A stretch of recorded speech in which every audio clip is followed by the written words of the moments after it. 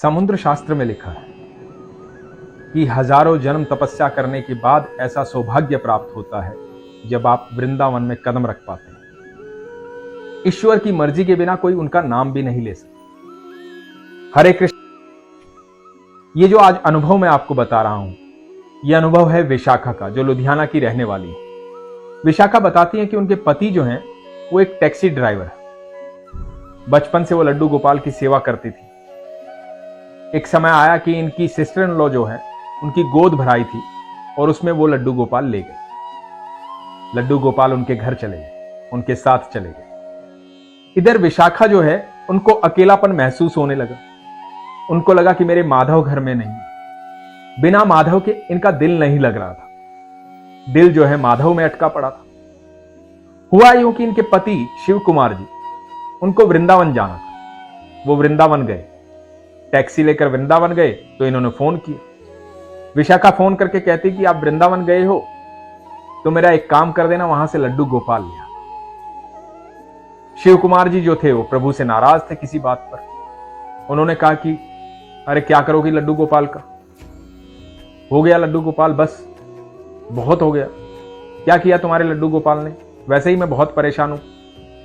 कई बार होता है कि इंसान जो है भगवान से बहुत सारी शिकायतें करता है और कोई मौका आता है तो बोल भी देता है। तो शिव कुमार जी भी पता नहीं किस वजह से उनसे नाराज थे, तो उन्होंने ये कह के फोन काट दिया। विशाखा का फोन कटा, विशाखा रोने लगी। विशाखा को लगा कि इतना अच्छा मौका था, माधव आज आ सकते थे, लेकिन अब माधव नहीं आए। परेशान हो गई। समय पहले जैसा चलने लगा, लेकिन अचानक से दूसरे दिन फिर से वृंदावन जाना पड़ा शिव कुमार जी को। जिनके यहां वो काम करते थे, श्याम गुप्ता जी, वो हर महीने वृंदावन जाते थे। तो शिव कुमार जी को बोला कि आज वृंदावन जाना है। 2 दिन बाद फिर वृंदावन चले गए।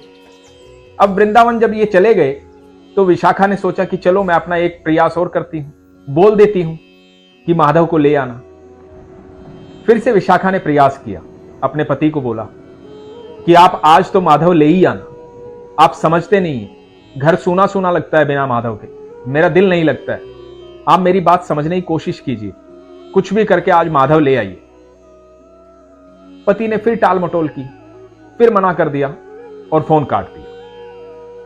विशाखा जो है उनके घर में सामने एक गोपाल जी की तस्वीर लगी हुई, उसे देख करके जोर जोर से रोने लगी। बहुत दुखी थी, मन बहुत ज्यादा दुखी था।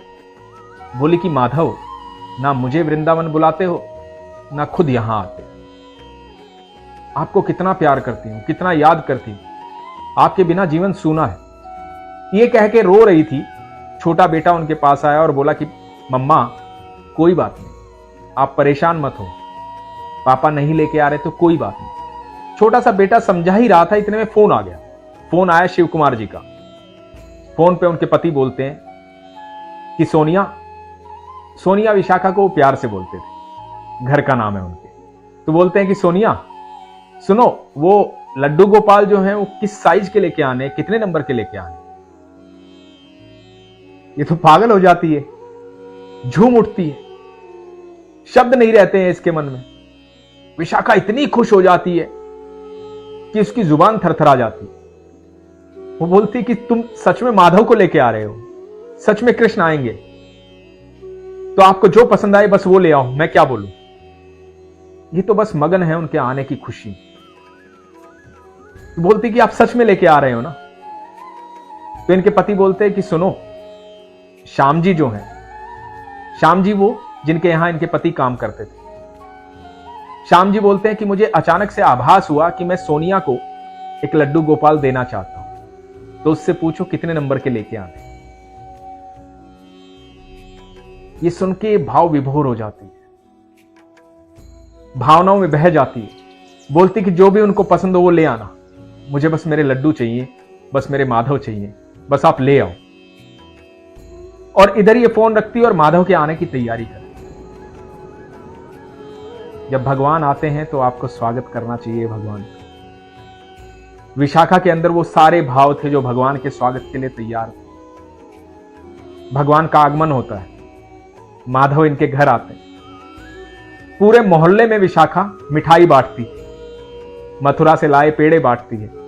सब पूछते हैं कि आज क्या खुशी की बात है। चिल्ला चिल्ला कर बोलती है, झूम झूम के बोलती है, मेरे माधव आए आज घर पे, मेरे माधव आए, मेरे माधव आए। बहुत खुश है माधव के आने में। विशाखा बताती है कि भैया, जब मेरा पहला बेटा पैदा हुआ था, मैंने उसको गोदी में उठाया था, उतनी खुशी तो तब भी मुझे नहीं मिली थी जितनी आज माधव को गोदी में उठा के मिली। ये भाव अद्भुत है। भगवान से इतना प्यार जब आप करते हैं तो इस ब्रह्मांड में ऐसी कोई चीज नहीं है जो आपके कदमों में आके नहीं गिर जाती। सारा ब्रह्मांड ईश्वर की देन है, सारी दुनिया ईश्वर ने बनाई। विशाखा जितना प्रेम जब होता है तो माधव वृंदावन से खुद चले आते हैं, जिस तरह से उनके घर पे आते हैं। यकीन मानना दोस्तों, जब भी आप ईश्वर से प्रेम करते हैं, जब भी आप ईश्वर को इतना दिल से चाहते हैं, ईश्वर आपसे मिलने खुद आ जाता है।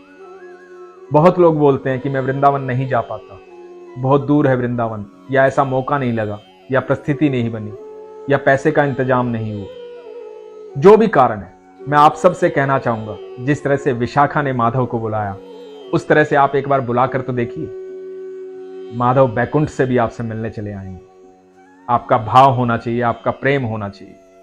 जब भी आप ईश्वर को निमंत्रण देते हैं, जब भी अपने भाव प्रकट करते हैं, ईश्वर को बुलाते हैं, आप उनके स्वागत की तैयारी करते हैं, आप विश्वास रखते हैं कि वो आएंगे, तो अवश्य आते हैं। अपने विश्वास को मजबूत रखिए, अपना ख्याल रखिए। हरे कृष्ण।